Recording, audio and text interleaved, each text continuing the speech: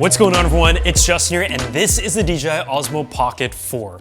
And I'm coming to you from the perspective as someone who has had the previous generations, but honestly, it was one of my least favorite cameras in the arsenal. I always thought that the results of the image quality were mediocre at best, and it seemed to fall apart very easily. I just found that it was a camera that spent a lot of time just sitting in my drawer. For disclosure, I purchased this with my own money, with the total cost coming out to over $500 US. I know the new 4 Pro has been leaked and seen out and about, but I wanted to try this new generation for myself and see if it could fit into my workflow.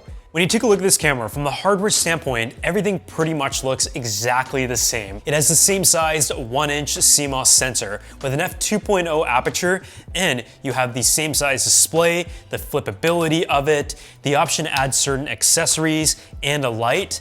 And it also has a pretty solid battery life that has been improved, but generally speaking, it almost seems like a bit of a refinement on paper that has more changes under the hood as opposed to hardware differences. Another little minor change is that as soon as you lock it up to turn off, it actually has a hold and lock, so it doesn't wiggle around when it's in your pocket, your backpack, or your gear bag, similar to what they've done on their gimbals. It gives you up to 14 stops of dynamic range, and you also have the ability to have 2 times lossless zoom. I think that is very important because I found that a lot of the times the image was quite wide. And so the zoom is definitely something that I tried to test out. And in addition to that, I think one of its biggest changes is the fact that you have 10-bit true D-Log.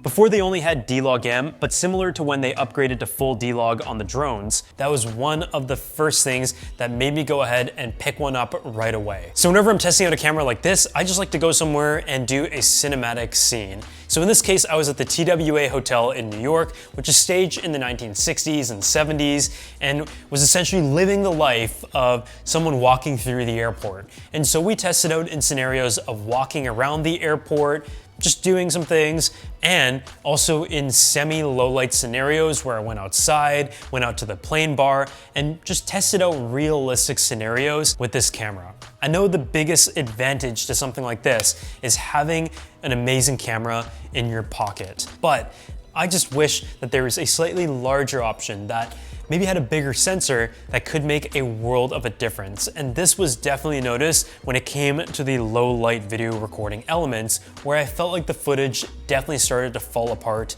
quite quickly, despite some of the improvements of the sensor and its low light effectiveness. Some of the other improvements in this generation include the actual hardware inside. You now have 107 gigabytes of built-in memory with the option to still expand it via micro SD. And so if you ever forgot your memory card or you just want to record footage directly on here, you can do so. And the USB Type-C port, aside from being used for charging, now has a fast transfer speed of 800 megabytes a second. This is great because you can just record on here, transfer out, and in this case, it was a feature that I was using the entire time essentially, and the transfer off of the camera was fast as advertised. The display itself is still essentially the same size, but it is now 1000 nits in brightness. You've also got 4-channel audio output, so if you want to record an interview or you're filming a walk and talk where you have 2 people talking to each other and having different channels and microphones.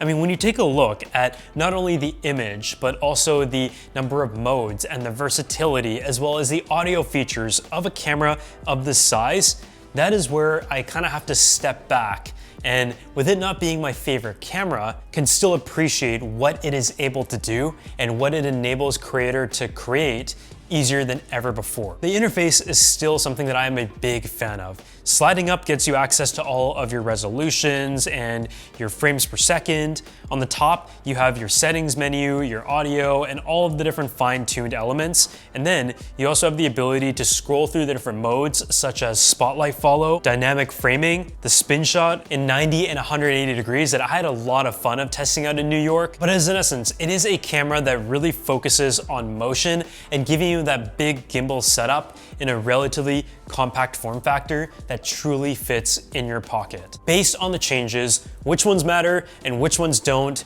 who do I think it is still made for, and do I think it is a solid camera for someone who is looking to get into cinematography or is it simply a hobbyist camera? I would say for the general consumer, if you can find a good deal on the DJI Osmo Pocket 3 or alternative options, then that is probably going to be your best bet. Even though there are some low light improvements, I would still say that it is relatively minor. The 2x lossless zoom is great, but if you're looking to use it for like pro scenarios or like car tracking, then you probably want to wait for a true dual cam setup to have like that optical zoom as opposed to relying on like a lossless zoom hybrid.